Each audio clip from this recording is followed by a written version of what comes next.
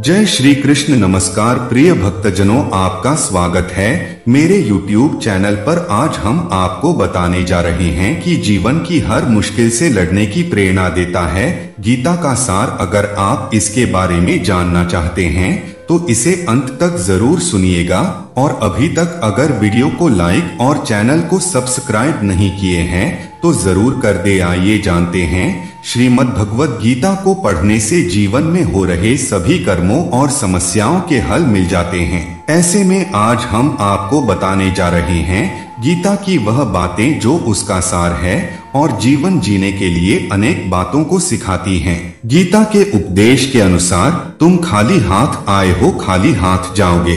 तुम्हारा क्या चला गया है जो तुम रोते हो, क्योंकि तुम कुछ भी साथ में नहीं लाए थे जो तुमने खो दिया है। जिस धन संपत्ति व वैभव को तुम अपना समझ रहे हो वह तो भगवान ने तुम्हें दिया है, इसलिए खाली हाथ आए हो, खाली हाथ जाओगे। आगे गीता में उपदेश दिया गया है, तुम जिसे अपना समझने की भूल कर रहे हो और जिस कारण से तुम दुखी हो वह तुम्हारा भ्रम ही है, क्योंकि तुम्हारा कुछ नहीं है, सब ईश्वर का है, भगवान श्री कृष्ण का है। सभी दुखों का कारण यही है कि इस संसार की हर वस्तु को तुम अपना समझ लेते हो। गीता सार कहता है, क्यों व्यर्थ की चिंता करते हो, किससे व्यर्थ डरते हो, कौन तुम्हें मार सकता है।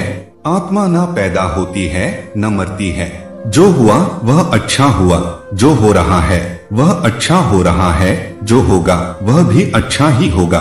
तुम भूत का पश्चाताप न करो, भविष्य की चिंता न करो, वर्तमान चल रहा है। तुम्हारा क्या गया जो तुम रोते हो, तुम क्या लाए थे जो तुमने खो दिया, तुमने क्या पैदा किया था जो नाश हो गया।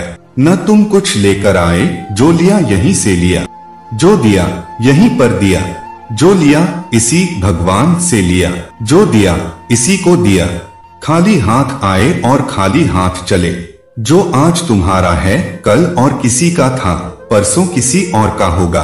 तुम इसे अपना समझकर मग्न हो रहे हो, बस यही प्रसन्नता तुम्हारे दुख खोन का कारण है।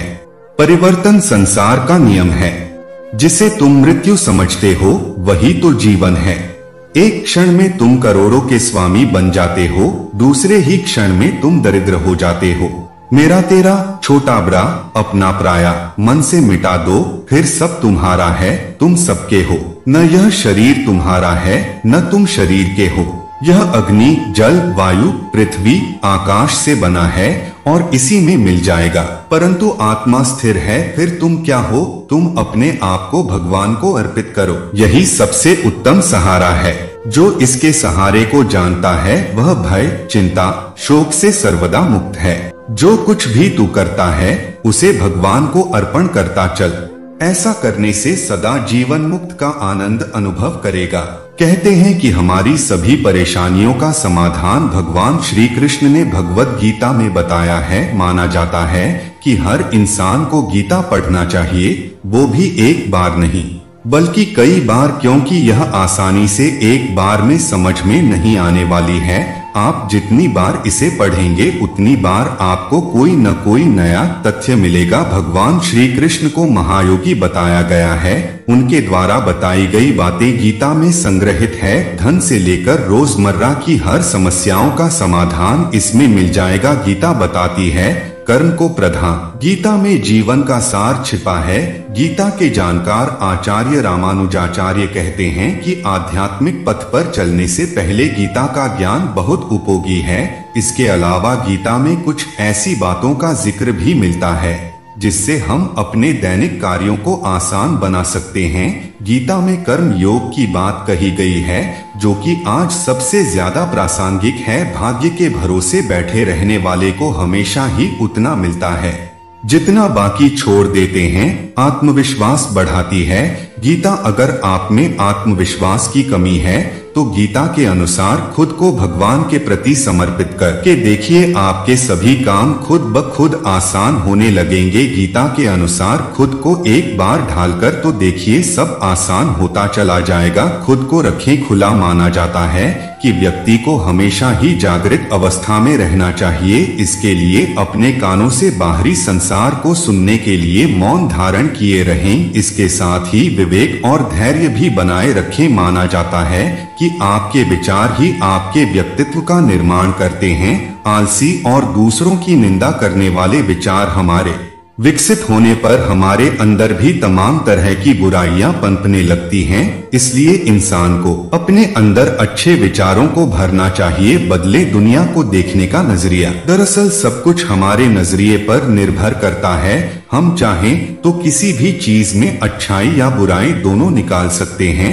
बस यही जरूरत है हमें थोड़ी सी सावधानी की। बुराई को छोड़कर अगर हम उसकी अच्छाई से कुछ सीख लेते हैं तो हम अपनी जिंदगी को खुशियों से भर लेंगे। हिंदुओं का मानना है कि गीता में जीवन की हर परेशानी का हल है और यह सही भी है। मन में कोई भी दुविधा हो, कोई भी सवाल हो या निर्णय लेने में किसी तरह का अंतर्द्वंद ही क्यों न हो, गीता के पास हर मुश्किल का हल है। बेशक यह ग्रंथ सालों पुराना हो, लेकिन आज के जीवन में भी किसी भी समस्या के समाधान और एक अच्छे और प्रभावशाली व्यक्तित्व के निर्माण में गीता की सीखों का सहारा लिया जाता है।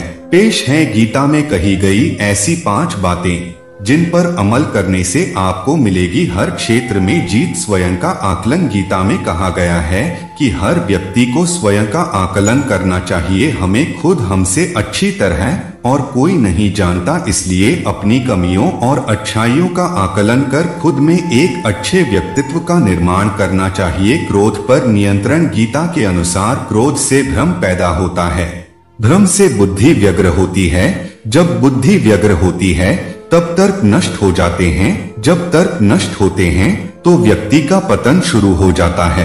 तो आप समझ ही गए होंगे कि किस तरह आपका गुस्सा आपको और आपके जीवन को प्रभावित कर नुकसान पहुंचता है। इसलिए अगली बार जब भी आपको गुस्सा आए, खुद को शांत रखने का प्रयास करें। मन की माया। गीता में अपने मन पर नियंत्रण को बहुत ही अहम माना गया है। अक्सर हमारे दुखों का कारण मन ही होता है। वह अनावश्यक और निरर्थक इच्छाओं को जन्म देता है और जब वे इच्छाएं पूरी नहीं हो पाती तो वह आपको विचलित करता है। इसी कारण जीवन में जिन लक्ष्यों को आप पाना चाहते हैं, जैसा व्यक्तित्व अपनाना चाहते हैं, उससे दूर होते चले जाते हैं। आत्म मंथन और सोच से निर्माण। गीता कहती है कि हर व्यक्ति को आत्म मंथन करना चाहिए। आत्मज्ञान ही अहंकार को नष्ट कर सकता है। अहंकार अज्ञानता को बढ़ावा देता है। उत्कर्ष की ओर जाने के लिए आत्म मंथन के साथ ही एक सही और सकारात्मक सोच का निर्माण करना भी जरूरी है। जैसा आप सोचेंगे वैसा ही आप आचरण भी करेंगे। इसलिए खुद को आत्मविश्वास से भरा हुआ और सकारात्मक बनाने के लिए अपनी सोच को सही करें। फल की इच्छा। गीता में कहा गया है कि मनुष्य जैसा कर्म करता है उसे उसके अनुरूप ही फल की प्राप्ति होती है। इस बात को अगर वर्तमान संदर्भ में लें तो छात्र पढ़ने से ज्यादा तो इस बात को सोच सोच कर घबराते रहते हैं कि रिजल्ट कैसा आएगा। इसलिए जरूरी है कि वे अपने रिजल्ट की चिंता छोड़कर पढ़ने पर ध्यान दें। जैसा फल वे करेंगे परिणाम उसी के अनुरूप होगा। लेकिन अगर वे फल की इच्छा में कर्म ही नहीं कर पाएंगे तो फल भी उनकी इच्छा के अनुरूप नहीं होगा। दोस्तों आज के लिए बस इतना ही। अगर इस वीडियो को बोलते समय कोई गलती हुई हो तो मैं क्षमा चाहता हूं। उम्मीद करता हूं कि आप सभी को ये वीडियो अच्छी लगी होगी। अगर आप श्री कृष्ण के सच्चे भक्त हैं तो वीडियो को लाइक और चैनल को सब्सक्राइब करके कमेंट में जय श्री कृष्ण जरूर लिखें।